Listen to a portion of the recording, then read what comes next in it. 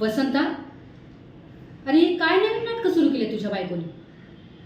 हा, बाई माणसाने चूल आणि मूल एवढंच सांभाळावं, हे नको ते उद्योग करू नये, इतकी साधी गोष्ट कळत नाही का तिला? नाही कळत कशी नाही? सगळं कळतंय रे, पण करायचं नाहीये. अंगात कमी मस्ती नाही तिच्या. मुद्दाम मुद्दाम करते ती हे सगळं, मला त्रास व्हावा ना म्हणून. अरे तुझ्या आईला त्रास व्हावा म्हणून करते ती हे सगळं.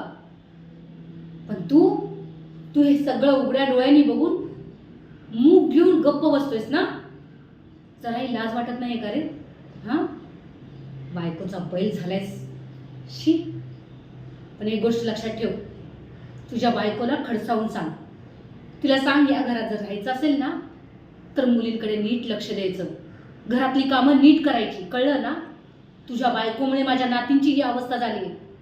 तुझी बायको ना फक्त नावाला आहे, मुलींचं काहीही करत नाहीये ती. आणि हिची ही अशीच स्थिर राहिली ना तर उद्या तुला आणि तुझ्या बायकोला या घरातून मी हाकलून देईन. कळलं तुला?